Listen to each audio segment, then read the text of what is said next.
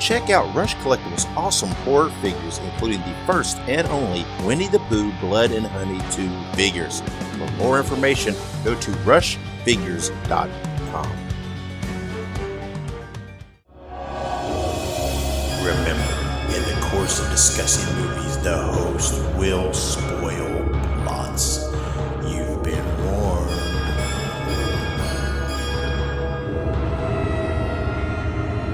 Listen to their screams.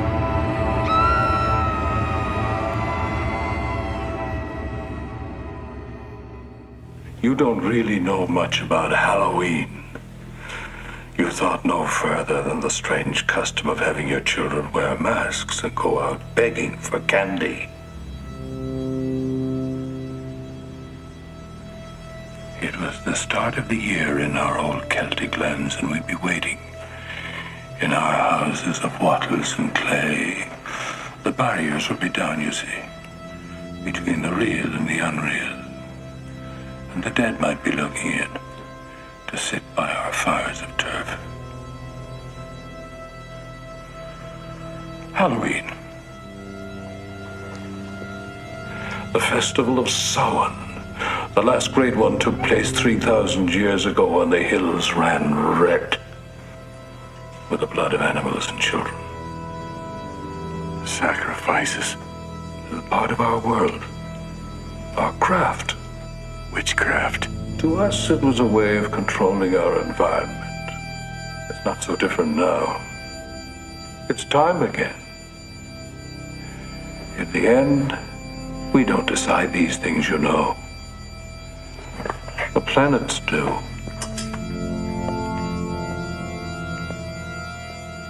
They're in alignment, and it's time again. The world's going to change tonight, Doctor. I'm glad you'll be able to watch it. Happy Halloween. Greetings, ghouls and creeps, and welcome to Listen to Their Screams, a horror podcast that feels like you're chatting with friends. I'm one of your friends, Dave. We're joined as always by our other friend, Ike. Ike, how are you? I am doing spooktastic, I would say. Well, that would be a good feeling because as this episode is released, it is Halloween. So happy Halloween to everybody. This is I don't know, Halloween. I love Halloween. Don't get me wrong. I absolutely love it. But it's almost a little anticlimactic because I kind of live Halloween all year round. So, right. Well, but no. I do love Halloween. I always joke that I'm a fourth quarter guy, right? Because from Halloween through Christmas is my jam. That's my time of year. But yeah, as far as we're concerned, a lot of people up their spooky movie watching, and you know what? We watch them all year round. So, but still, nonetheless, it is Halloween, which means this is the third annual Screams Family Halloween Special. And later in the episode, we will be counting down and discussing our top 5 favorite holiday movies. This is not Halloween the franchise. This is Halloween pertaining to the holiday movies. No wives on this episode, unfortunately. We couldn't get the scheduling to coincide with them, but they will be on the show soon. I'm sure for a wives rebuttal and to bitch at us and all that good stuff. Whatever it is they like to do, particularly Monica. But before we dive into all the spooky fun today, Ike, did you watch anything this week? I did. I watched a few movies of note. First things first, I watched a movie on YouTube. It was a free movie through like the YouTube movies thing that they do. Mm-hmm. It was called Live Scream. So it's about a streamer who plays a game, and the game kind of pulls his viewers into the game, and he has to make decisions that could lead them to their peril. And it's definitely a low budget movie. It's pretty cheesy, but I had some fun with it. Yeah. And then I did also watch the Unfriended movies. Oh yeah. Which they're pretty interesting. It's a very unique style that it's basically from the perspective of like a Skype meeting. Yeah. So those are fun. I also, for some reason, had an itching to watch the original Wrong Turn movie. I don't know why. All right. Well, There's worse Right, things. right. Cabin Fever, which is on my list actually. I Oh want to yeah. watch Woo! Yeah, it. don't get me started. Don't get them started. And then last but not least, I've been wanting to watch Hell House Origins Carmichael Manor. Yeah. Um, but I wanted to rewatch the Hell House movies first, so I made it through one and two. So tomorrow I'm gonna watch three and then finally watch Origins. So I'm pumped for that. Yeah. Yeah, I've seen all those. I mean, I love the Hill House movies. And that's very prudent. Oh, it's not in our news today, but they did actually just start filming the newest Hill House movie, which is Ooh. rumored to be the last. I don't know. I don't know if that's been announced, or I just saw that it's rumored to be the last. I'm not sure why. But yeah, I do love the Hell House movies. Those are very fun. And yeah, so I have seen all those. They're good watches. Let's see, what did I watch? I finished my Halloween rewatch, so I've now watched all the excuse me, the Nightmare on Elm Streets, the Friday the 13th, and the Halloweens, and now I have completed the Scream franchise and rewatching all those. And I don't know. I watched the first Child's Play, so I guess I'm going to watch through that franchise next, and that'll probably probably round out my franchise rewatches um, for the most part. But other than that, I didn't really don't think I watched anything really horror related. I don't think there was a lot kind of new that dropped that I watched. If so, I'm not recalling it. So completed that. Like I said, watched all the way through the Scream franchise, and I did post this on our social media, but rewatching the Scream franchise, man, I have to say, I think there is an underappreciation for Scream 4. I Yeah. really, really do. I don't remember when we did our Scream franchise where we ranked Scream 4. But man, that's a fun movie. I really like it. And I don't know.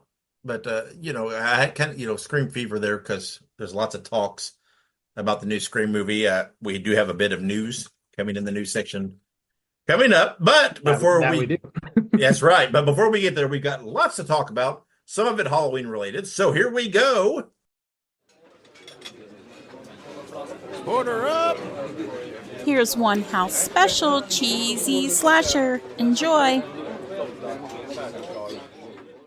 And our first segment is our cheesy slasher of the week. Well, actually, since this is Halloween, this is our cheesy Halloween special of the week.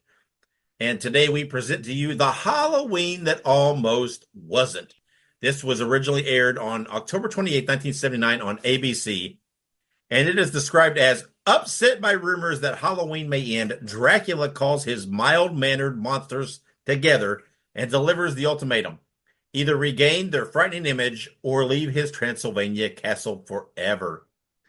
This special is written by Colman Jacoby and Bruno Caliandro, directed by Bruce Bilson, is starring Judd Hirsch, Mariette Hartley, John Shook, and more. Judd Hirsch, of course, has been in lots and lots of things. He was, let's see, what was he in? He was in Taxi, of course. He was, excuse me, oh, I can't think of his name. He was in Big Bang Theory. He was, why can I not think of his name? What was Johnny Galecki's? Oh, Why am I? that's not Sheldon, Leonard. No, Leonard. It was Leonard's dad. That was Judd Hirsch. Oh, okay. Yeah, but obviously, probably his most notable. I mean, Taxi was a big show. I know lots of people may not know.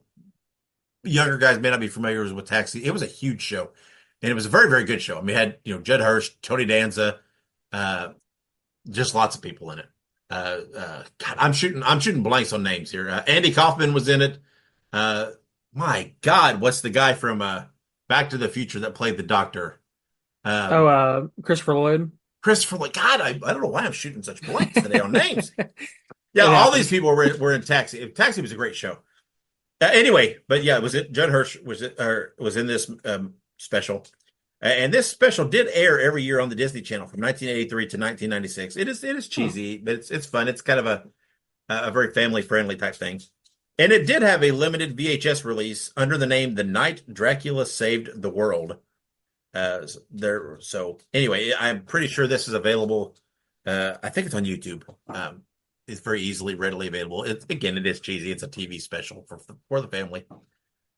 not your classic universal interpretation of the monsters, but they're close, right? You know what they are. But it's a fun little special. It is cheesy. And if you're looking for something kind of Halloweeny to watch, this is it. I believe there's a witch that is threatening Halloween to cancel Halloween or to whatever, and that's the whole thing. Dracula's kind of the good guy in this, which is kind of odd. But anyway, there you go. That's our Halloween special take on Cheesy Slasher of the Week. So let's move on. Talk to us, Internet. And it is now time for Talk to Us Internet. This is where Ike and I take either listener feedback or just a topic of conversation we have seen on social media, and we briefly discuss it here on the show. And I did see an interesting discussion on X that came up that caught my eye, and I thought this would be appropriate for a Halloween special. So I wanted to bring it here. So, Ike, let's discuss this. What is your favorite Halloween tradition to do? Oh man, that's hard because I have a few.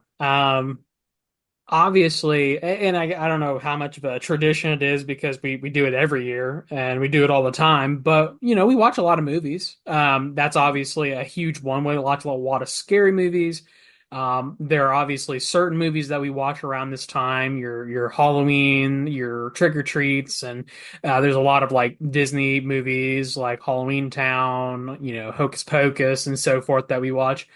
Outside of that, every year we try and we didn't get around to doing it this year, but we do like to go to like a pumpkin patch or a haunted house. Last year we went to a haunted house again. We were really busy this year. We had family coming through and stuff, so we didn't get around to a lot of this. But we typically we go to a pumpkin patch. Typically we go to a haunted house or some sort of haunted attraction.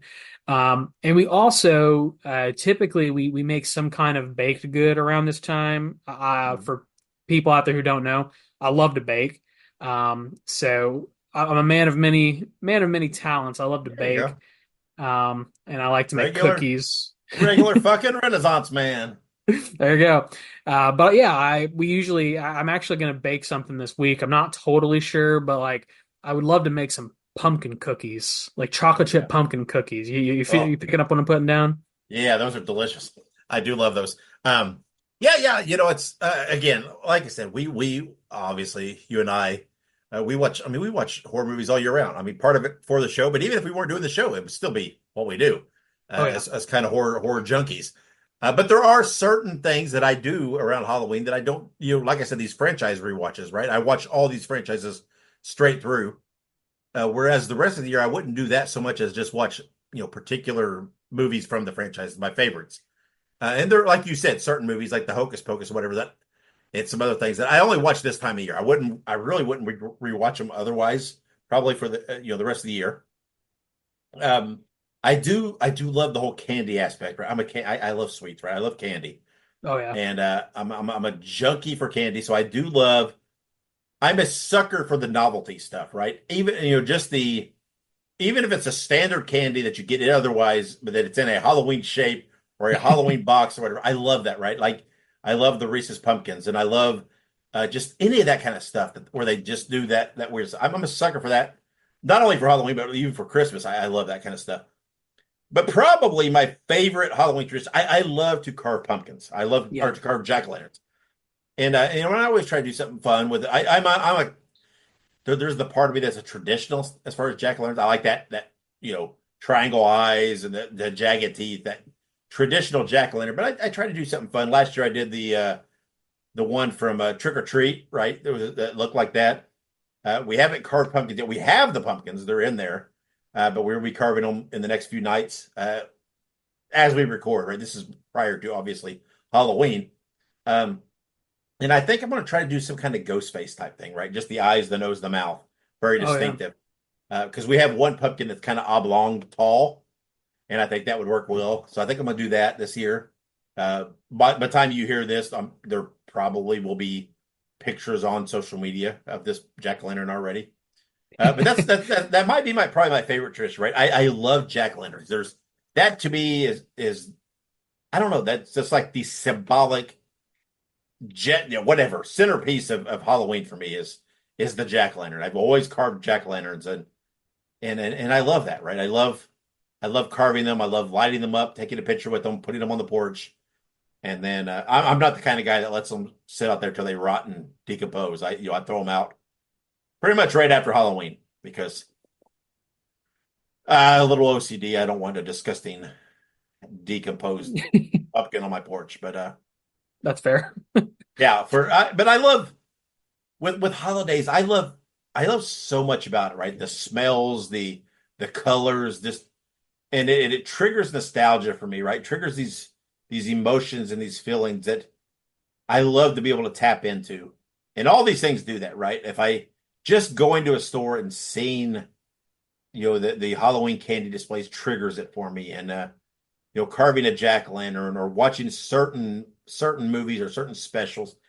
And I love that. I love that feeling that it brings to me, right? Where it takes me back to my childhood or whatever it might be, certain things. I love that feeling. And I am just, man, I'm a sucker. I'm a sucker for Halloween. I'm a sucker for Christmas. I'm just like the sucker for the commercial side of this stuff because I love that stuff. Right? I am literally the white girl pumpkin spice fanatic. I love pumpkin spice, right? Whatever it is, I love all those flavors. If I see something out that says it's pumpkin flavored, I'm like, dude, I got to try that. And Right. and I love it. I'm just a sucker for that stuff. I'm a sucker for all the novelty stuff, whether it be candy. I'm the guy that literally already for Thanksgiving from last year, I already have my little butter shaped like a turkey. Right. That you can buy those. Well, when they marked them down last year, already bought one. It's already in the freezer, so I've already got that. I'm a sucker for that kind of stuff, right? Because I'm a total kid at heart when it comes to these holidays. So anyway, long story short, I have lots of Halloween stuff that I view as tradition, the decorating and everything else. But probably the centerpiece for me, the peak of the season for me is that carving of the jack-o'-lantern. That's the most symbolic thing. And as we record this, we've not done it yet. We have purchased the pumpkins. They will be done in the next day or two. And I very much look forward to it because I just love it. Right. I mean, I love, doing that. Love, Monica roasts the pumpkin seeds after. It's just, everything about that just feels like Halloween. And, I don't know. I think the thing about Halloween is it's like, we live in it all year round, it feels like. And it's just like, this is when the rest of the world joins us. And these things that we appreciate and love all the time. And, for those of you that want to partake, we do have a t-shirt. Spooktober is a year-round event. Check our links. You can purchase that shirt because, while Halloween comes once a year, Spooktober is all year round. So buy the shirt. That's right. Buy the shirt if you are a junkie like we are. So, all right. Enough waxing nostalgic. Let's move on. Top 3. In our next segment, I guess I said enough waxing nostalgic, but you know what? I guess we're going to do it a little more because we're doing top 3 this week, but we're doing a unique take. This is going to be our top 3 favorite trick or treat candy. Just meaning, if you were a kid, you were trick or treating, what would you, if you dumped that sack out and you saw it, what would make you just be like, yeah, I got that? Which is just, I guess, essentially boils down to kind of our favorite candy in general. Right. I do have some honorable mentions that didn't make my top 3. Do you have any honorable mentions, Ike? Yeah, I have a few. Okay, well, let's start with our honorable mentions.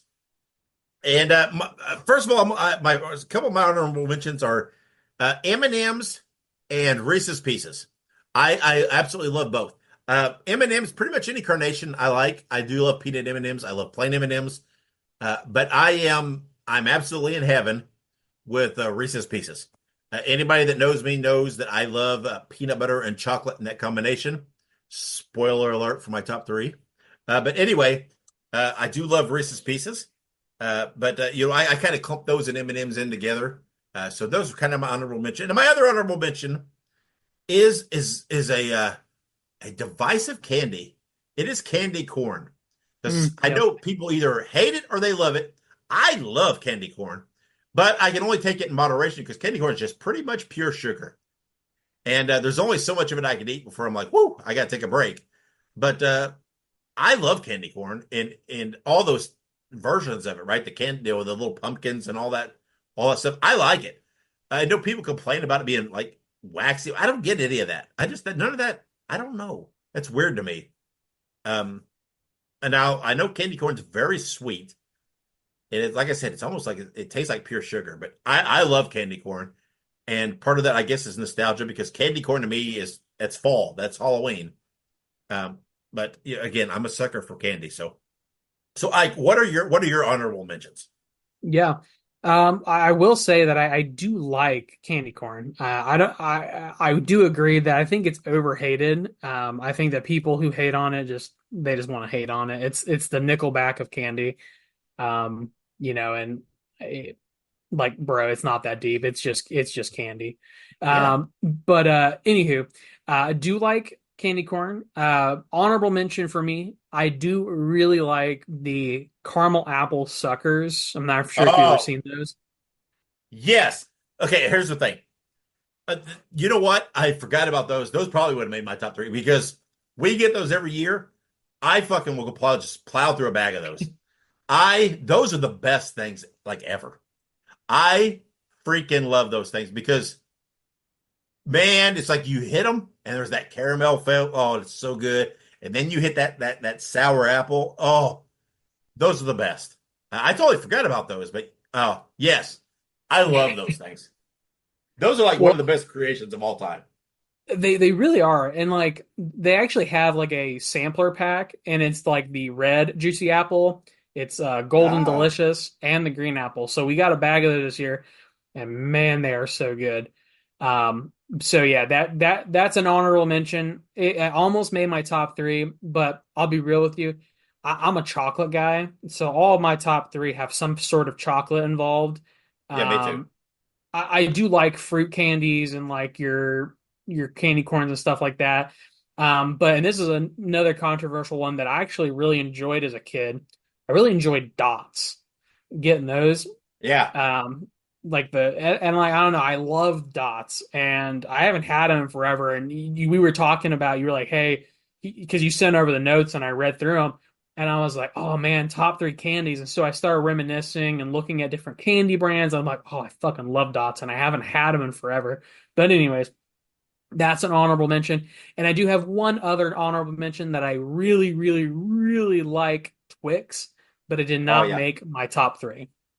yeah, yeah. I do. I love Twix. I love both the caramel and the peanut butter Twix. Love them both. I do love dots. I've had dots. I have dots semi regularly because right, that's one of those box candies that you can get pretty cheap at like the grocery store. Right, Um, and dots always. I don't know what dots is like crossed over to almost like a theater type candy. I don't get it at the theater, but it's because right. it's become this box candy. I do love dots, right? Because it's essentially like it's like a gummy, right? Just a gummy candy, right? It's a It, fruity gummy candy. I love it. Really good stuff. oh yeah. I'll say if Kayla was on here, she would have been like Sour Patch Kids, and like I do like Sour Patch Kids, but Yeah, man, I feel like Dots are superior to Sour Patch Kids in my me too. opinion. So Yeah, I do like sour candies, right? Like Sour Patch Kids, lemon heads, things right, like that. But if I'm like going for something, sour doesn't just it doesn't rank up there for me, right? It's just not. I'm not going for the sour if that's my choice. right. I like it. I'll eat it, but it's not like if I had a preference or a choice in the matter, I'm not going for sour over something fruity or something chocolate. I'm a chocolate fucking junkie. I mean, if I'm going for something, it's chocolate. And you mentioned Twix. Twix is definitely one of my favorite candy bars. Like I said, both the caramel and the peanut butter, just a perfect combination. I even love some of the novelty stuff they put out. It's good stuff. They have a salted caramel. Have you had that one? Oh, good stuff. I'm not the salted caramel, but they have a cookie dough Twix. Oh, Uh, good stuff too. Yeah, I'm see, like I'm I a said, cookie dough fiend. yeah, yeah. I'm a sucker for all this novelty stuff when they put this weird like one of my favorite. Well, we'll discuss it here. Wait, let me put that on pause. So let's dive into our top threes, and I'll start. My number three is a it's a divisive candy. I feel too, but one of my favorite candies for Halloween or just candy bars in general, my number three is an almond joy. Ooh, I love almond joy. I love mounds too. I like them both, but I like that almond. Mounds though has that dark chocolate, which is nice. So I'll take both.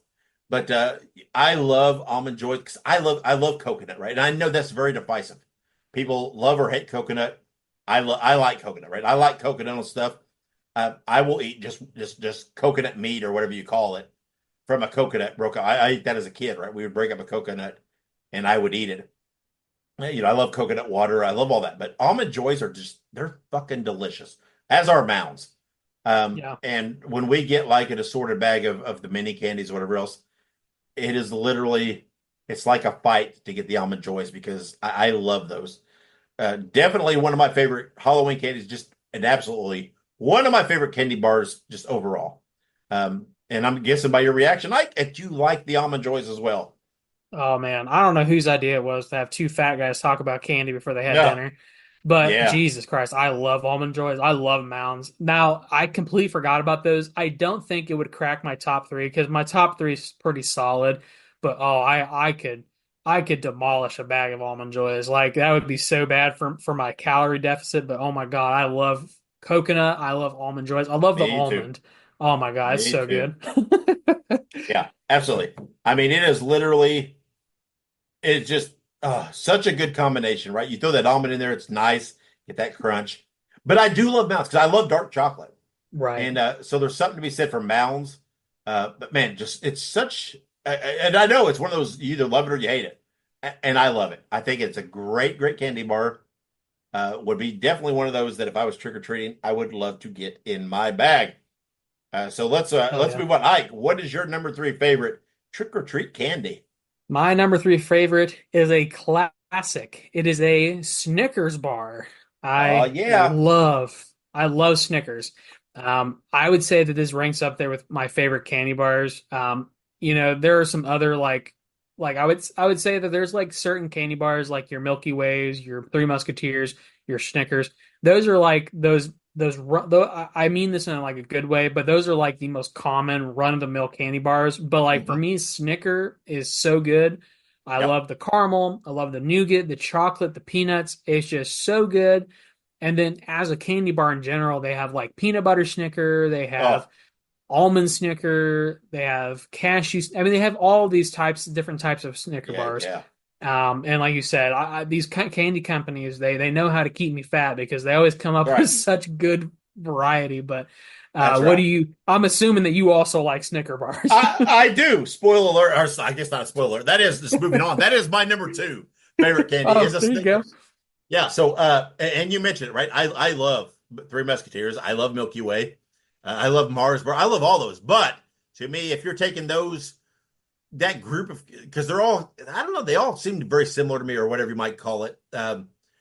Snickers to me is the superior, right? That is the perfect mix of ingredients. It just there's something about it, and that whole shit of that slogan of a Snickers set. It does, man. It really it feels hearty, right, when you eat It it. does. And I love it, man, because I like peanuts, right? Like you said, I like the nougat, the caramel, everything. Snickers is just a great mix. And Snickers is one of those it's almost perfect, even more perfect as a fun size, bite size type thing. And I don't know, there's something about it where it's just like it's like it's perfect. And so getting those fun size Halloween size, it's just that is great. Again, that is my number two. I love Snickers. That's one of my favorite candy bars of all time. If I'm out and I'm trying to get something to get a little sugar rush, man, I will lots of times grab a Snickers because I don't know, it's delicious and it's just one of those deals where I don't know, you feel like you get more bang for your buck with it. There's really a Yeah. lot going on there, and it really works for me. And I don't know who some of these people are that sat around and came up with these concoctions for candy. But whoever came up with that concoction of Snickers, if it's a Mr. Snickers or who it is, um, man, buddy, you need to be on the freaking a mural somewhere because you nailed it. So again, Snickers, your number three, my number two. So let's kick it back to you, Ike. What is your number two favorite candy? Also, I'm quoting it. I'm pretty sure you and I have the same number one. But Probably. my number two is a 100 gram bar. If you, Oh, that yeah. that's a little bit lesser known. I feel like. I mean, you probably see them in stores, but 100 gram bars. They got like the caramel, and they got those little rice crisps things in there, Yeah. and the chocolate on the outside. The other day, honestly, this one would not. If you would have done this, like let's say like a week or two ago, would not have clocked my top three. But the other day, my wife Kayla, she works at a library, and they had an event with a lot of candy, and she brought home a couple pieces just for us to snack on. She brought me 100 grand, and I ate that thing, and I don't know, it was like the second coming of Jesus. It was so good. And it reminded me how good that freaking candy bar is. So I was like, I have to put it in my top three this week. 100 gram bar is delicious, and it is very Yes. underrated. It is definitely, and it's a. I love 100 grands, but it's one of those candies that I will never get on my own, just through the year. This is one of those candies that's very much strikes me for Halloween, right? Because you get that assorted bag that Right. has them in there, and it's like you eat it. It's like, oh, I forget how much I like this. I should get these more regularly, and then I don't. But I do love the 100 grand. They are. It's a very nice mixture for candy, um, and I love it. And then it's another candy I forgot. Uh, I Yeah. don't think it would again. I don't think it would have cracked my top three or anything. Might have got an honorable mention maybe, but I do love 100 grand. And yeah, I would venture to guess we probably have the same number one as a lot of people would because I'm sorry, folks, there is a definitive most perfect candy out there, and uh, it is basically it's Reese's Cups, right? Yeah. The combination of peanut butter and chocolate, literally, there should be monuments raised all across this country for whoever concocted that, because it is perfect. I am a sucker for anything they put out. And I will tell you, one of the best things that the Reese's has ever done. Have you ever had the big cup with the potato chips in it? I have, and it is. Oh my God, those are so good. It is freaking delicious. And I love all those. I like the ones with the Reese's Puff in them. I like the one with the caramel in them and whatever else they've done. The pretzels, that's pretty good too. But man, the one with the potato chips, holy crap, that is so good. It's a salty and sweet combination that is unlike any other. But there is nothing there's nothing to top just the standard old Reese's cup, right? It is the perfect proportion of chocolate and peanut butter. I don't know there, man. There's something, even the shape, right? And those grooves and the way I don't know, man. They have hit the perfect marks on everything, and it is beautiful. I always lean towards the big cup. I want a little more for my money. Uh, Right. but um, but I mean, if it's got that Reese's name and that Reese's logo on it, I will try it, and chances are better than not, I will love it. Um, I absolutely love the combination of chocolate and peanut butter. I first of all, I'm a peanut butter fiend. I love peanut butter Oh and yeah, love it. But to me, there's no two things that go better together than chocolate and peanut butter. man. I I want a Reese cup so bad right now. Me too. I'm like a crack addict. I need a hit, That's right. but And you want it even better. You want it even better, man. They're even better chilled. Oh, oh yeah, and I love it when you go to like a gas station or a convenience store or whatever, and they've got them with the soft drinks and they're chilled. Oh my gosh, that's the best. That listen, is the best. like you said, as long as I have known Dave, if Yep. there's one thing I could say about Dave, it is that he has a passion for peanut butter, and as Yep. an extension of peanut butter, Reese cups. Yep. And I love peanut butter too, obviously. Peanut butter is one of those things that like I have eaten since I was a child in some way, shape, or form, and I have continued to eat. I love peanut butter and jelly sandwiches. I love peanut butters and fruit. I love peanut butter on celery. I love peanut butter and crackers. I love peanut butter by itself. I will eat that shit Me too. straight out of that jar with no shame. Me But too. there I, is, I, go ahead. No, no, no. You I, finish first. I was just gonna say, but there is nothing that is more in terms of peak performance as far as peanut butter goes than with Reese Cups. Absolutely. Dave said it. The cup shape, the wrappers, the big cups are so good. They had a lava cake big cup Oh Reese cup. yeah. Oh Oh my yeah. God. That is Yeah. easily one of the most decadent pieces of candy I have ever consumed. Like it made my jaw hurt how sweet it was, but I was Oh. literally dying of how good it was. But like you said, the potato chips, the pretzels. I mean, oh, they have like Oh. Reese's pretzels, but Reese Yeah. cups with pretzels. Yeah. And even if you venture over into the snack cakes, right? Some of the Yeah. Reese's snack cake. Oh my gosh. And you know what? Hey, man, as far as my love for peanut butter, I eat peanut butter on some of the weirdest ass shit. And it would probably people would scoff at it, but I'm telling you, nobody should scoff until you try it. Because in my mind, peanut butter is a condiment, right? That's what I see, right? It's a protein, but it's kind of. I mean, I one of my favorite things to eat is a peanut butter and mayonnaise sandwich. People will scoff at that and like, ugh, try it. Holy shit, it's amazing. I will eat peanut butter with bologna. I have eaten peanut butter with lettuce on a sandwich. That's not my favorite. It's good, but it's not. I don't go back to that much. I'm telling you, peanut butter and mayonnaise, though, I will forever stand by that sandwich. And of course, there's the classic peanut butter and banana, which is that is spectacular. Oh, and you I, can't forget fluffernutters. oh yeah, I mean I had absolutely. one of I those mean, last night. love peanut butter. Uh, I'm willing to try peanut butter with pretty much anything. I love it, love it. I mean, I'm one of those guys that you go out, get a peanut butter shake, try different things with love peanut butter. Peanut butter is just perfect. But like you said, in a cup form, surrounded by chocolate, oh, perfection. It really It is. is. There's a reason why, if you look it up, it is probably the favorite Halloween candy, probably the favorite candy, I would suspect. I don't know. I mean, I would think because it's so perfect. It just works on all levels. Uh, it's good all year round, but it just does scream because I love the peanut butter pumpkins. I love the peanut butter trees at Christmas.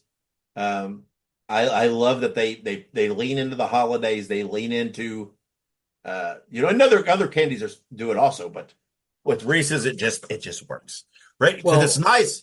It's nice because you get a peanut butter pumpkin. It's a little different than a cup, right? But it's still that same combination of flavors, but it's just a different approach to it, right? It's just a little different. well, and I was gonna say something that me and Caleb talked about with Reese cups. We have a theory because, in my opinion, I love Reese cups. Like obviously they're the best, Mhm. but one of the best versions of a peanut butter cup are the peanut butter eggs that come out Oh, around Easter time. yeah.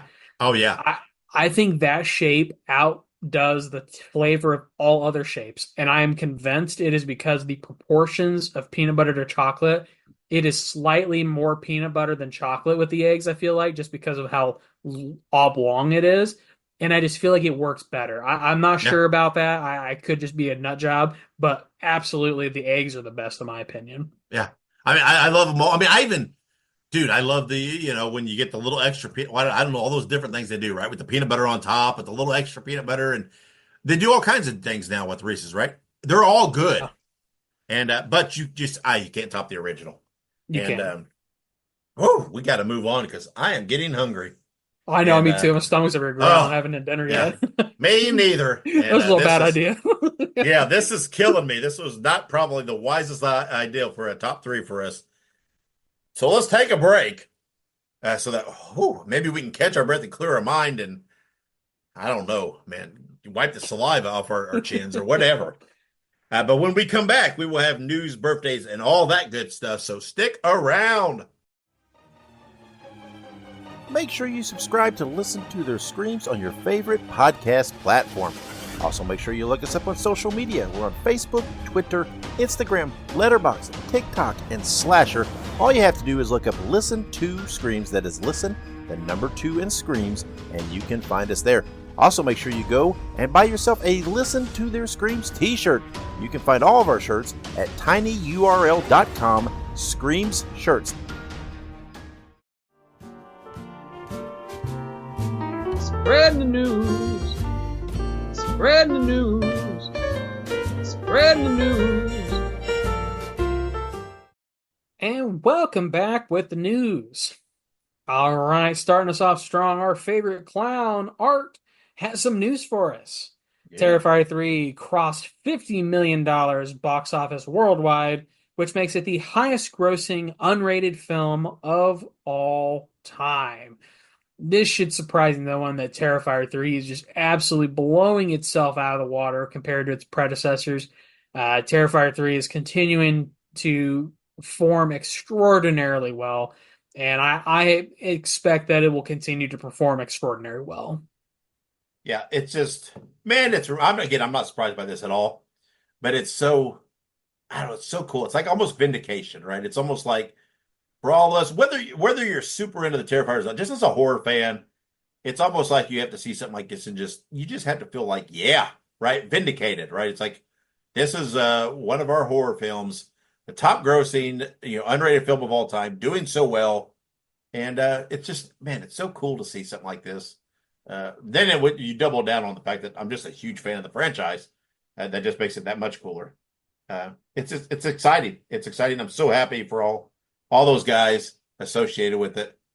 They're just, again, it's hard to fathom that in the scope of things, they're still just kind of a mom or pop film and company, right? It's a bunch of friends and brothers and different things doing this still. And yeah, their funding's better and this and that, but they're still that same group of guys that's done them all. So it's so cool, the success they've gotten. And it's exciting. I'm so happy for them. Yeah, absolutely. And I expect that, like we said, they'll continue to have lots of success in the coming future. So, yeah. Moving on to In a Violent Nature is now available to purchase on DVD and Blu-ray with over 3 hours of bonus features. Now, this is insane to me. I feel like bonus features is sort of a lost art as it pertains to, horror movies and just movies in general. But seeing that this has over 3 hours very much makes me want to purchase this on Blu-ray because I love bonus features. I am a sucker for behind the scenes and all of that good stuff. Yeah, it's that's pretty cool. I wonder what all is involved in it. It's like that's a lot of I'm assuming some talk about the effects and the different things and stuff. It's it's pretty exciting. That's the kind of stuff that us junkies like, right? We like not only do we like the movies, but we want to see a little behind the scene, a little peek behind the curtain. And obviously in a Violent Nature, it looks like they're giving us plenty of it. So everybody rush out, and we talked about it before. Let's keep physical media alive. So go out and buy your copy. Yeah, absolutely. Physical media is king. But moving on to when discussing a Scream 7 return in a recent interview, Patrick Dempsey said there has been a conversation about it, and he's waiting on a script to review. My only words of caution here are get that motherfucking script to him as quick as possible so he can say yes, because we want to see Patrick Dempsey in the next Scream film. It would be fantastic to see him with, Sydney, and especially if we get the return of our boy Stu. That would be a very nice little cherry on top to bring in some legacy characters and make this a solid sequel. Yeah. Yeah, and I think it'll happen, right? Whether one way or another, no matter how prominent the role or not, I think we'll see Dempsey in the movie in some capacity.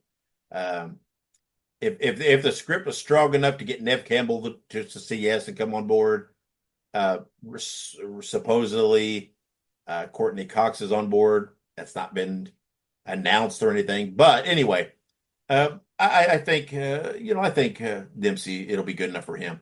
And whether he has a big role or not, I think we'll see him in some capacity in the movie.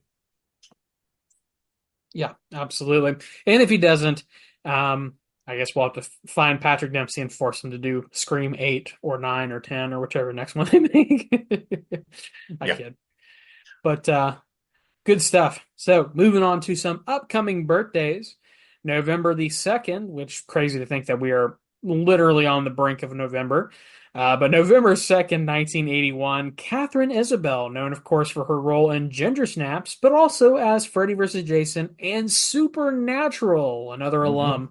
Catherine Isabel is a very talented actress, and yeah, I mean she's done a lot of stuff that Dave and I both like, so that's pretty cool. Yeah, I mean her role in Supernatural is I think it was Anna, her name was. She was great. Yeah. Freddy versus Jason, she was good in that. But yeah, she was excellent in Ginger Snaps as one of the two main leads. So yeah, I love Catherine Isabel.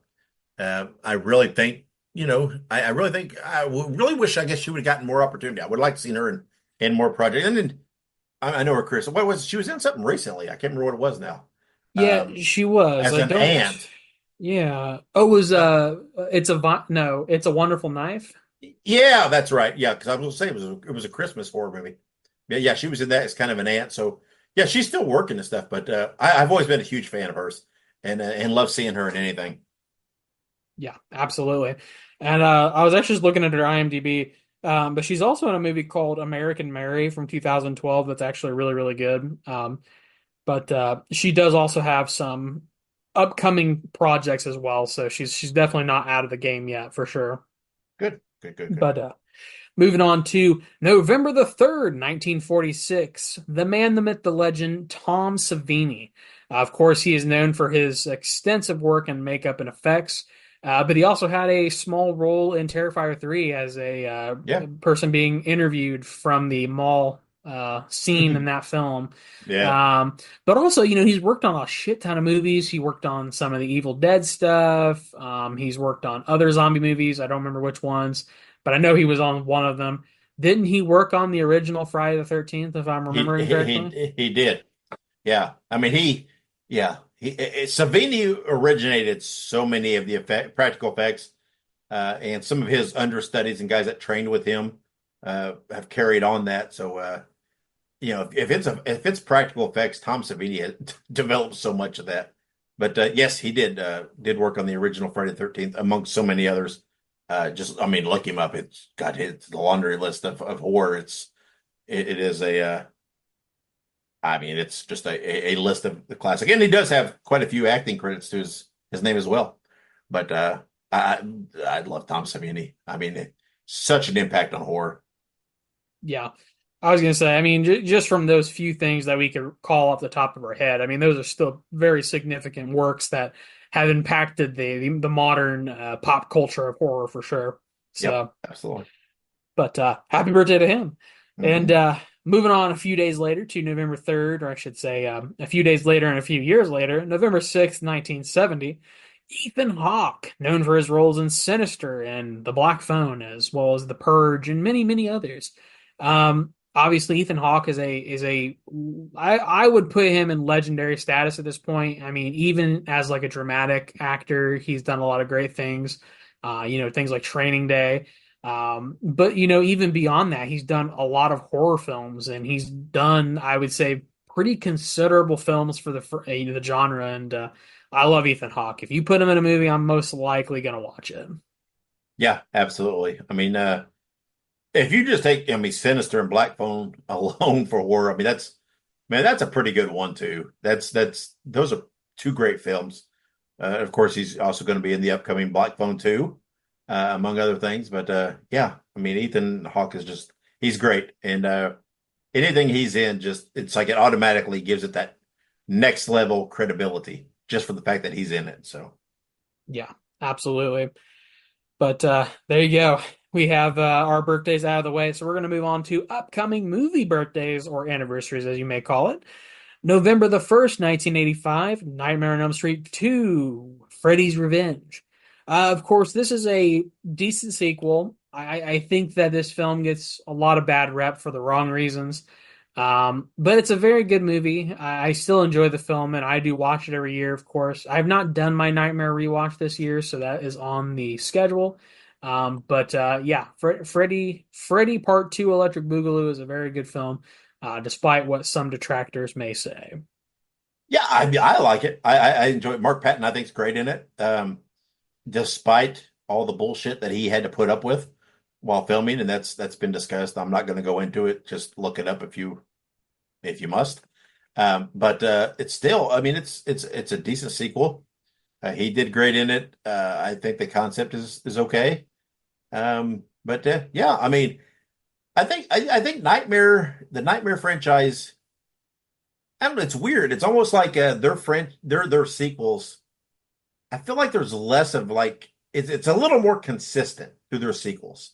You know what I mean? It's like despite my absolute bias towards three Dream Warriors, I love Right. that. But as you go through, it's like there's not like a significant drop off. I don't feel.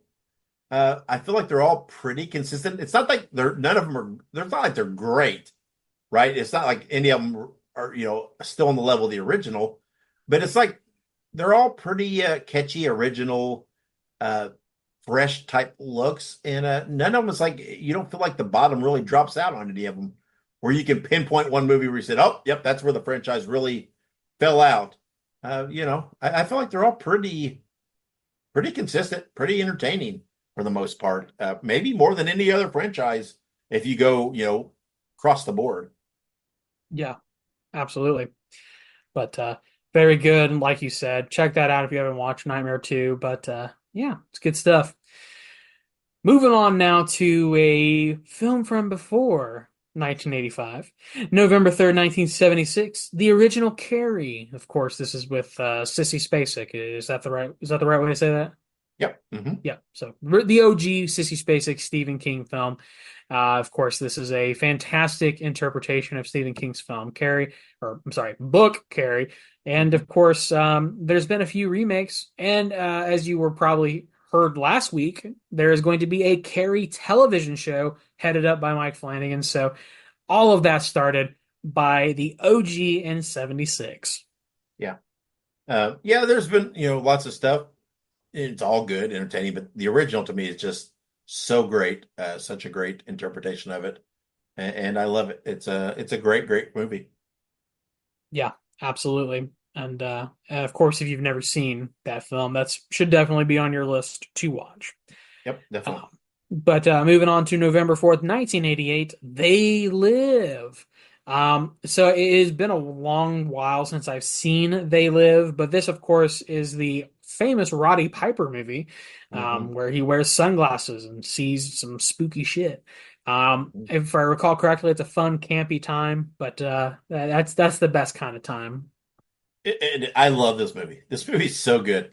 Of course, I love Roddy Piper, but yeah, the glasses allow him to see the alien, the subliminal messages and things, different things. So it's pretty cool. It's a pretty hard take on commercialism and different things like that. But yeah, there's a lot going on in it. But it's a very very fun movie. It's still a very entertaining watch. So I highly advise if anybody's not seen it or hasn't seen it in a while to check it out. Yeah, absolutely. And then last but not least, moving on to November 4th, 2008, Return to Sleepaway Camp. Um, Mm. this is an okay movie, it was something. It's a very hard movie to find. It is. If you're picking up when I'm stepping in. And when you do find this movie and you watch it, you're like, I don't know if the effort put into this was quite worth it. For completionists, that was what my thought process was. I like to have at least seen all the movies within a franchise at least once. So for me, it was worthwhile, getting sitting down and watching all these movies. But yeah, Return to Sleepaway Camp was a little bit of a stinker in my opinion. But it lives up to some of the original vibes, and maybe I need to go back and rewatch it sometime. But yeah, it's all right. Yeah, it's a little goofy, a little cheesy, and a little campy compared to the original, and that's saying something. The Really. original's a classic. I love the original. This one pretty much it ignores all the other sequels. It's a direct sequel to the original, um, and it is what it is. The main reason it's mentioned and it's kind of prominent, right? It's Felissa Rose returning to the franchise. She's involved in it.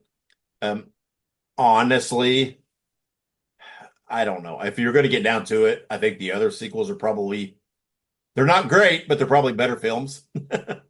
But with Pamela Springsteen, this one's it's okay, but it is super kind of low budget, and it doesn't. Yeah, while there are vibes from the original, it's not really on that creative level. It's trying to tap into it. It works a little, doesn't work some. So it's okay. Um, but again, it does have a prominent place because of Felissa Rose returning to that franchise. So, take that for what you will. Yeah. Right. And like you said, the other, because there's five sleepaway camp movies. You got the two and three, which have, like you said, Pamela Springsteen. You have four, which isn't really a movie, more as a super cut of the other movies with a little bit of background story. And Yeah. then you have five, which is Return. Like you said, I think five is better than four. But I do think that two and three are better than five, and then of course one is better than all of them. But Yeah. like you said, it's sort of weird, like how everything transpired at that time. And we've talked about it before. There's a book about sleepaway camp and sort of the Yeah. production and everything else, which is a great book that I know I've read. I believe you've probably read it too, Dave. Yeah. Yeah. Um, but it's very interesting how it all kind of transpired. So, but yeah, I mean, it's sleepaway camp. So what more can you say? Yeah. But you were dead on it. It's so hard to find because it is not streaming anywhere. No. Literally, it's like if you're doing it above ground, if you do not have a physical copy, you just can't watch it. It's just Yeah. that's the way it is. So so that Yep. I don't know what all that is, what's involved with that, but why that is, but it is what it is. That's the way it is. So, Yep. Like we said, physical media is key, especially when rights and all that bullshit's always jumping around and never consistent. right. So. That's right. But moving on to some upcoming releases, we have Terrifier 3 releasing on video on demand with a fast turnaround of November the 26th. Considering that this movie is still blowing the box office up as we speak, having a November 26th release on digital is fantastic. There have been a lot of rumors as to where this will stream once a streaming service is selected. I have heard things like, Screambox, because that's where the other ones are. I have also heard, I don't know if this is a legitimate rumor or not, but I have heard Max is looking at picking up the rights for streaming. Yeah, I do know Screambox is getting the first streaming rights when it comes because they had a hand in the production. It will be video on demand November 26th. Then sometime after that, it will be hitting Screambox. There's no date to that yet. And there is the potential for it to step up to a bigger platform after that. But because of Screambox's hand in the production, probably I would venture to guess, just off the cuff, probably a financial stake in supporting the film. They do get the first rights to streaming, so at least for a while, it will be on Screambox probably alone, which is good for them because it will probably give them a bump of subscriptions. But here's hoping. I mean, I'll buy it video on demand. I'm not going to wait. Right? When it hits video on demand, I want to see it, and I want to see it again. And I don't want to wait for it to hit streaming. As soon as I can digitally get it, I want to be able to have it. Yeah, absolutely. All right. And moving on to Cellar Door is coming to video on demand on November the 1st. This film is described as looking for a fresh start after a miscarriage. A couple finds themselves being gifted with the house of their dreams with one caveat. They can never open the cellar door. Whether they can live without knowing triggers shocking consequences. This is certainly an interesting film. It just seems interesting. I'm the thing that is primarily driving me to be curious about this is because I want to know what's in the cellar. But I would be a little pissed off if it was like nothing. Yeah. But yeah. I mean, I'll check this out. That'd be cool.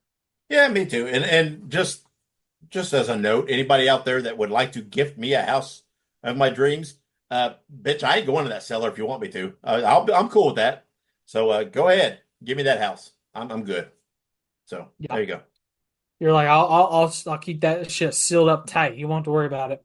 Yeah, I'm not But a big seller person anyway, right? I'm like, yeah, a little creepy. I'm okay with keeping that sucker locked up and not going down there. But no, it sounds like an interesting concept. But you're right. It all rides on what's that big reveal, right? What's in that cellar? yeah, And it's kind of going to be make or break for me when that reveal ultimately happens. So we'll see. true story. Moving on to our last bit of release news, we have He Never Left coming to video on demand on November the 5th. So, pretty strong start to November so far. But it is described as after hearing disturbing noises from the next hotel room, a fugitive on the run and his girlfriend become prey to the notoriously brutal pale-face killer, whose legend has haunted the local community for decades.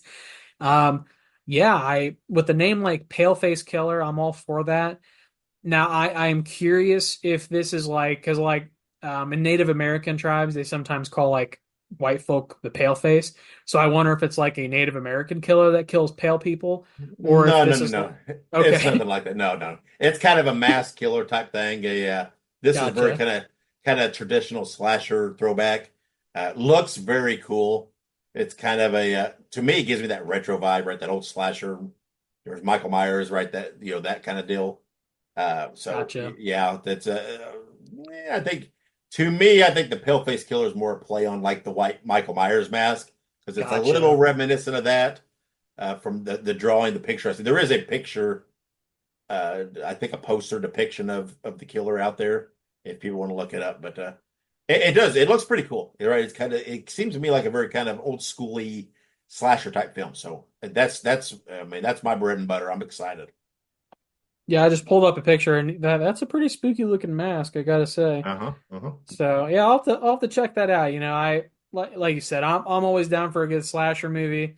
Obviously, I mean, you can't beat that. You can't beat a cheesy slasher, which I presume Mm-mm. it may be.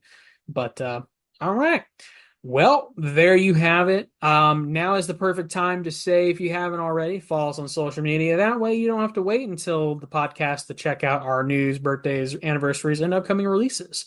So go ahead and give us a follow and subscribe. And when we come back, we will have our countdown of our top 5 favorite Halloween-based movies. So stick around.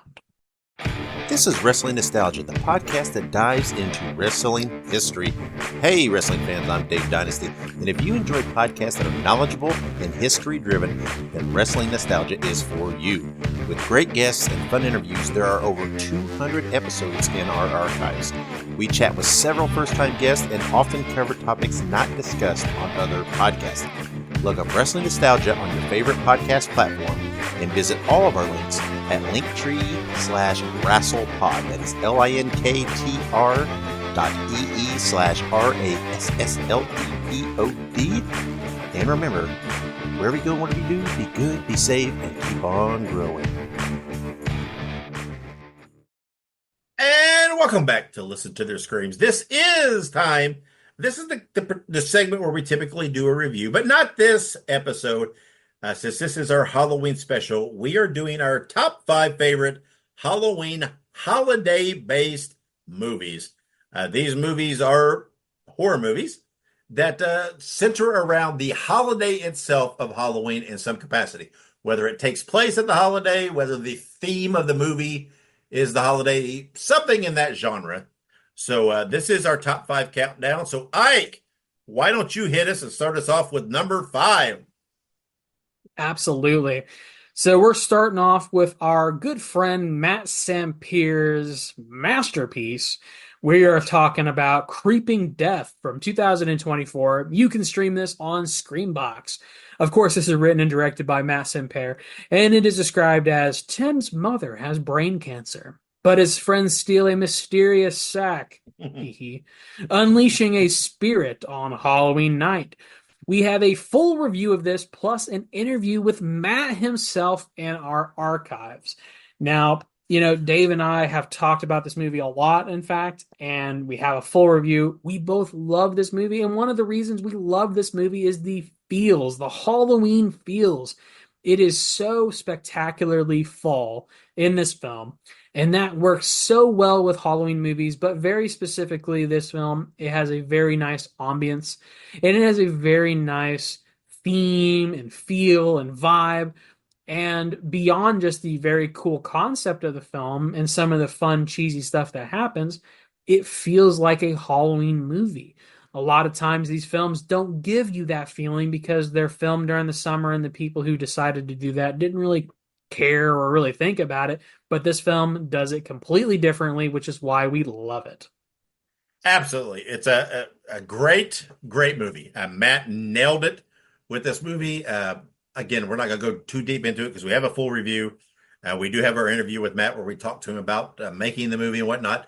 But it is, the movie centers around some Halloween folklore, right? Some Halloween, whatever you want to call it, tradition, not tradition, whatever you want to call it, right? A Halloween demon per se. Mythology.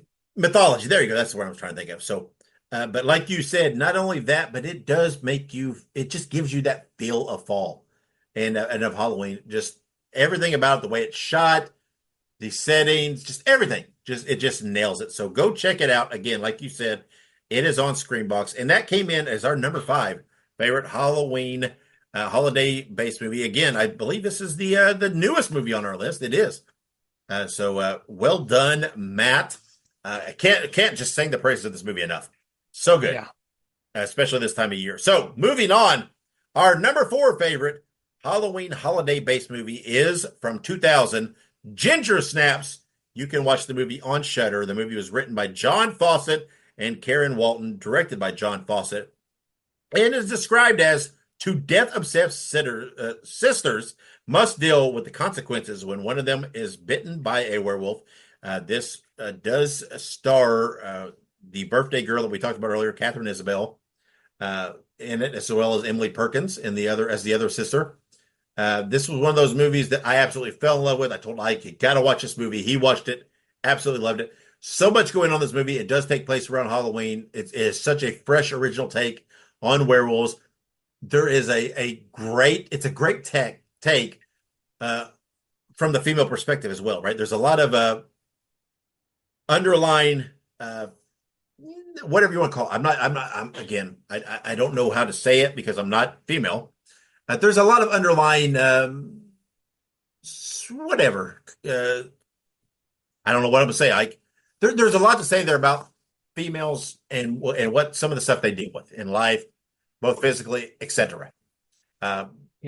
It's sort of an exploration of like the 2000s era, honestly, but it is also an exploration of basically what females have, like you said, the female, the problems they have to deal with on the daily basis, both societal and personal, but it also sort of deals with that concept of female rage and all of that. But I'll pass it back to you.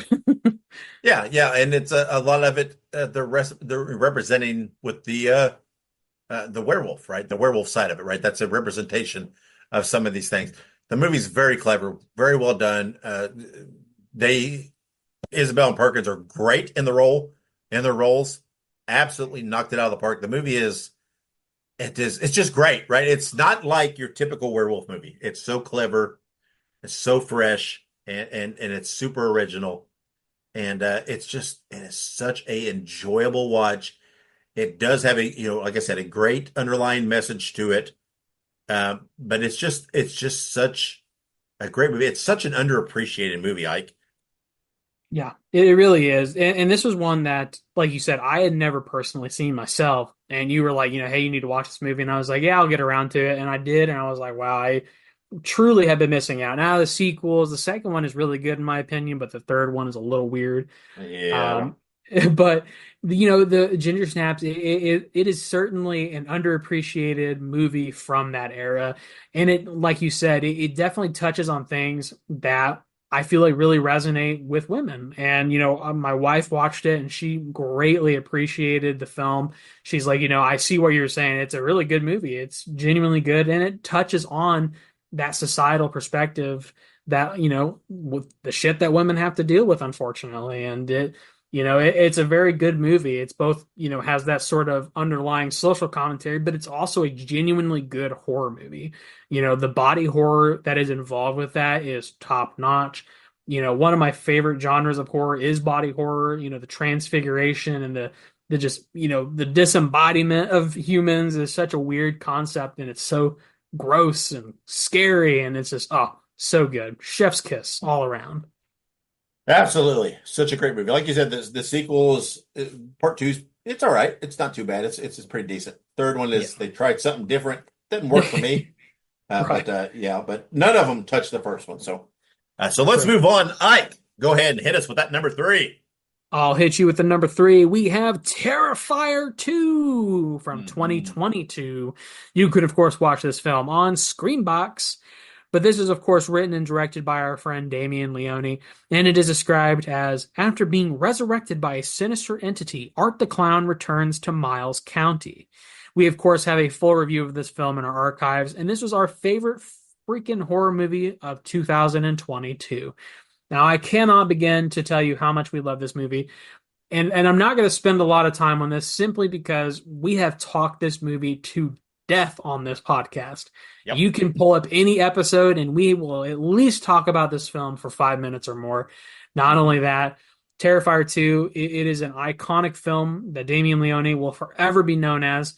And I cannot stress it enough. If you are looking for a new age horror slasher, check out the Terrifier movies. You will not be disappointed. But I'm going to send it over to Dave to give his comments on this wonderful film. Yeah, again, look at, go to the review if you want to hear more talking in depth. But I love this movie. I absolutely love it. Such a good film. Of course, takes place on Halloween or around Halloween, which, pulls it in here. I would venture, hey, if we were doing this for Christmas, Terrifier 3 would be right up there as well. Now, because it takes place around Christmas. But this is such a good movie. And I'm not going to say much more, because if you want to hear, you got to go and listen to the review in the archive, because we spew on about it a lot. So let's just move on. And our number two favorite Halloween holiday movie is an absolute classic. It is Trick or Treat, 2007. You can watch this movie on Max. It is written and directed by Michael Dougherty, described as 5 interwoven stories take place on Halloween night in Warren Valley, Ohio. We do have a full review of this in our archives, I believe from our first year, where we tried to center in on Halloween-based movies in October. But we have talked about this movie numerous times with anniversaries and different things that have come up.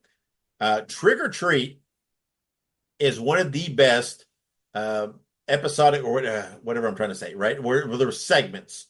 Anthology. Anthology. God, I'm just having so much trouble with words today. Yeah, it's one of the best anthology type films, because it really nails down that there's these independent stories and independent happenings, but it is all connected and it's all intertwined. And you see that throughout the wraparound stories and everything else. You see all that, how it's connected and intertwined. Beautifully done, so well. But again, this is one of those movies, like we mentioned earlier with Creeping Death, that not only is it just a great film, not only is it well written, well filmed, just works with these segments in the anthology so well, but it's one of those movies that when you watch it, man, it feels like Halloween.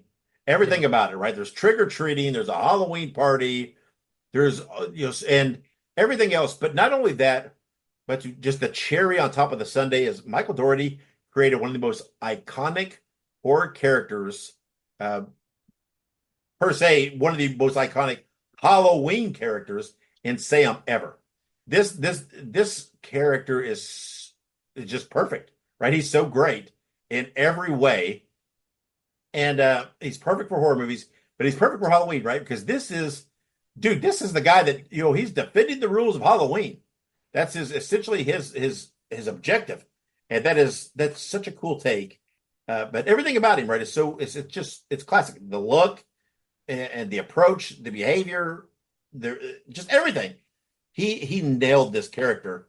And for something that is one movie so far that did not get a theatrical release, this is one of the most merchandised characters out there. Oh yeah. Based on that, that is, dude, you got to take a moment to let that sink in, because that is incredible that you have this character who's up there with your Jasons, your Freddys, your Michaels, your Arts, your Pinheads, your whatever, your Leatherfaces. This guy's right up there with them, and he's only got one film that didn't get a theatrical release. But I mean, talk about impactful. That alone says it. I mean, it is seeped into pop culture, and the general consensus. There is obviously, supposedly, a part 2 that's in the works. I don't know what's happening with it. Everything's hush hush. We don't get a lot. I haven't seen a lot of news. There's supposed to be a second one. I don't know when it's happening. I don't know when it's coming out. I don't know where it stands and what's in development. I don't know. But I hope it happens, because I have full faith that Doherty will deliver another home run with that. But Trick or Treat is absolutely one of the greatest Halloween holiday movies of all time. Yeah, absolutely. And like you said, it is crazy to me that this film never got a theatrical release, but they are hoeing out Sam like it is nobody's fucking business. This guy is everywhere. You walk into a Spirit Halloween, Sam's face is literally everywhere. He's got costumes. You can buy candy that is in the shape of his sucker.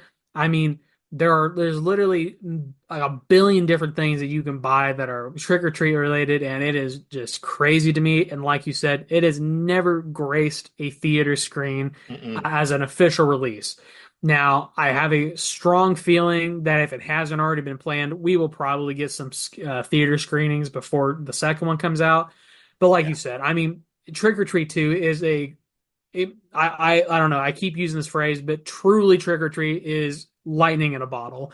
This film literally captured the essence of Halloween, but it also struck at the right time, and it had the right audience, right? It may have been direct to DVD or whatever at the time, but it literally captured an audience of people, and it continues to capture an audience of people. A film that is, 17 years old, but is still super relevant with, pop culture. And like you said, Sam is an iconic character as he defends the rules of Halloween, and it is a super amazing film. It really is. And like you said, it's an anthology film, which I know isn't everyone's cup of tea, but if I had to give this any sort of like, if I had to give this sort of any, I guess, well, I don't know what the word is, but if I were to like sell this to someone, I would say this is easily the best anthology film of all time. Like there are a lot of really good anthology films, but this one tops it. It takes the cake. Yeah, this is the blueprint, because like we've said before, and I don't want to beat this to death because we have said this multiple times. It does it perfectly, because like we said, there are individual stories, but everything's interconnected, and it just all weaves together so well that it's like you're watching individual stories, but yet you're watching one major story too. And it's just, God, it's so good the way they've done this, and it's so clever. It's just masterful. And there has been other materials out there in the form of graphic novels. Michael Dougherty has written them all. I believe there's a new one that just came out. I don't recall the name. I've just seen it out there online. So you'll go to Amazon or whatever and check that out if you want. There are some future stories, some other stories in this realm that Michael Dougherty has written in the form of graphic novels. So you can check that out. I don't know if any of that will parlay over into part 2. But yeah, it's exciting. It's so wild. It's almost like there's a Trick or Treat franchise with one film. It's so odd. It's just really this peculiar thing that it is as monumental and huge as it is. And there's only one film. It's one of those things that when you see it in the grand context of things, you would feel like it's a whole franchise. There's all kinds of films, but it's not. And it's man, that's something. That's pretty cool. And if we eventually do get a part 2 with the theatrical release, man, that sucker's going to be big. I really believe it. It's just going to draw like crazy. Hopefully, I have faith it'll be good, but people are going to be itching to watch that. So all right, let's move on then. So we have sang the praises of this all the time, of like crazy, right? We always talk about how good it is. how it's so definitively Halloween holiday. So what topped that? Ike, lay it on us. What is our number one favorite Halloween holiday based movie? I mean, truly, this should be absolutely no surprise or shock to anybody whatsoever in any way, shape, or form. But nonetheless, our number one is the OG, the original gangster. We have Halloween from 1978.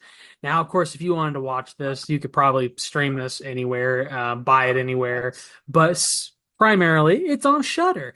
You can check this out on Shudder. It is written by Deborah Hill and John Carpenter, directed by John Carpenter, and is described as Michael Myers escapes from a mental hospital and returns to the small town of Haddonfield to kill again. We have a Halloween franchise episode in our archive, so again, we won't beat this to death, but this is another one of those movies that we bring up constantly. It is the blueprint to all slasher films, and in my opinion, is probably one of the most, if not the most, important slasher film of all time. There is no other film that I can think that has developed and monopolized the tropes of a horror genre like this film. And Dave and I absolutely love and adore this movie. If someone were to come to me tomorrow and say, "Hey, what's your favorite horror movie?" My general answer is either this or Terrifier. Like Yeah. Halloween is just so iconic and classic, and it's just hard to beat. Absolutely. Again, when people ask me my favorite, this is my answer, right? Because to break it down, it's hard to beat, right? It every time I watch it, it still is so good. And it is the movie that if someone came up to me and said, "You know what? I've never really been into horror and this and that. Give me a film to watch that you think I would like or that would hook me." I'm going to say, bam, no delay, Halloween 1978. Watch it. Because I really feel like pretty much anybody would like this film, right? Even, I know some people don't like to be scared, right? That's okay. I get it. The movie does have some scares, but it's not so over the top that it makes you uncomfortable like some movies, right? It's not gore heavy, right? With that kind of stuff. There's enough there, but it keeps it. We have talked about it before. This movie, it's so much about it's not so much about what you're seeing, it's what you're not seeing, right? That shape in the shadows, right? The suspense of is he there, is he not there, that kind of thing. That's what this movie is built on. And I mean, can't say anything, but this movie is perfect. The movie is absolutely perfect. From the casting to the way it's shot, to the scenes, to the editing, to the soundtrack, just everything. This movie is perfect. There's a reason that this movie has laid the blueprint for so many other films. This is there's that, every horror icon that came after it, no matter what they are, how they're established, this is what they follow, right? Because Michael Myers was the first icon. He's the first horror icon of a character that got to that level of no matter what you put him in, if it's Michael Myers, people will watch it. He was the first. Yeah. I know there's people argue about, what's the first slasher? Whatever.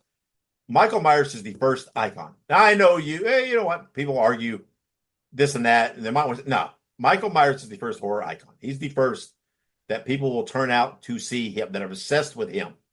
And again, I'm not going to beat this, right? Go listen to our franchise episode. We talk about this movie all the time. It comes up in different discussions because again, it is just the definitive answer for so much. I mean, it's what if you want to put one piece of the horror genre in a museum to be representative. I'm sorry, I love so many films, I love so many characters, I love so much. But if I want to represent the best qualities of horror, and I want to present to everybody, it's going to be this film, because this film has it all. And anything that the major stuff I love about horror is built off the back of this film. Now, do I love some horror before 1978? Yep, I do. But it's not to the same level as what I love from 1978 on. Right? All the stuff that I love. I'm a slasher guy, and I'm a cheesy slasher guy, and this and that. And I'm not saying Halloween's cheesy, but it is.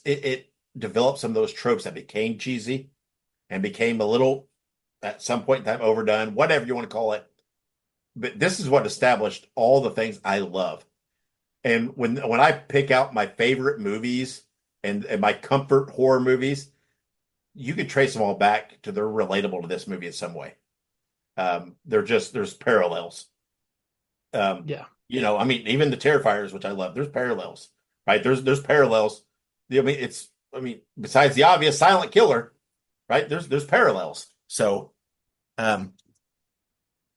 it is, to me, it's the definitive horror movie, but even more finite, it's right there in the title, people. It is the definitive Halloween movie, holiday movie, because it takes place on Halloween night. That's the centerpiece. There's kids trick or treating. There's carving. They're carving pumpkins. They're watching all those things we love about Halloween is happening in this movie, and it has those vibes. It has those feels, and it's got everything. It's great. It is. There is a reason. Spoiler. We've not got to that in our Spooktober watch, but it's a reason that as we got down, it's like, okay, we're establishing what our list is. Okay, Halloween night. It's Halloween 1978. No brainer. And that's what you put there. That's what you want. Now, to be fair with our favorites, hey, what did we put on October 30th to watch the night before? That's Trick or Treat. Yeah. Number 2. So, it's that's that's our 1-2.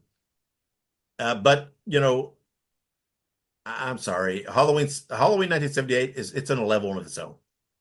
It is, as a movie, as a Halloween franchise movie, as a Halloween holiday movie, it is on its own level. And it really is. Yeah. So if you say otherwise, you're lying. You're trying to be some kind of just problem child. I mean, come on. I've never heard anybody come up and say, you know what? I hate that movie. I just don't, right? No matter what you like, no matter what style you like, there's still an appreciation for this film. So, Yeah. And again, like we said earlier, every aspect, right? I mean, it's the most iconic horror music of all time. I mean, come on. And there's some iconic horror themes, but you hear that Halloween music, man, you have a reaction because you know what it is. So, okay. Well, we said we weren't going to beat to death, and I kind of did. So, there you have it. Yeah, it definitely does. I'm a little long-winded sometimes. That is our top 5 favorite Halloween holiday movies to help celebrate the holiday. Again, this episode is dropping on Halloween. So once again, happy Halloween. Whatever you do, whether it be if you have a party, if you just sit home and watch some movies, whether you partake in an adult beverage and some stuff, just have fun. Just let loose in the world and revel in this thing we love. This is our time, people. We love it year round, but hey, this is our time. This is when the rest of the world joins us a little bit. So happy Halloween to you. Next episode, we get back to some regularly scheduled programming, back to our routines. Next episode, we will be reviewing Azrael, which is available to watch on Shudder. I hear Azrael, and I always think of the cat off of the Smurfs. But and also there's also a character on that's a Batman character, correct? Because Azrael sure is very very multifaceted character and name. So, but again, the movie is available to watch on Shudder. That's what we will be reviewing next episode. We would like to say thank you to our wives, all the listeners and followers, for your support and your interactions and everything you do. We love doing these Halloween episodes. Usually it's a bonus episode, but because it fell on our normal scheduled day, so you lost the bonus episode. Sorry, folks, but that's the way it is. But thank you to everybody for all that you do and all your support. So, Ike, before we close out of here, move out of Halloween. Anything you want to add? Yeah, just be sure that, those of you who are going out and partaking in the festivities, make sure you stay safe. They say don't drink and drive, and, check your candy. You never know if there might be a, razor blade or whatever other sketchy shit that's in there. And, yeah, just have a good, safe, fun time. And even though the episode comes on Halloween, you have to make it back for our next episode and our episode after that and after that. So we can't have you going anywhere, is what I'm saying. That's right. That's right. And then enjoy those peanut butter cups for us. I know I Yes. certainly will. I enjoy them year round, but yeah, they taste a little sweeter this time of year. So True story. that's right. All right. So until that next episode, when we review Azrael, wherever you go, whatever you do, be good, be safe, and have many pleasant nightmares.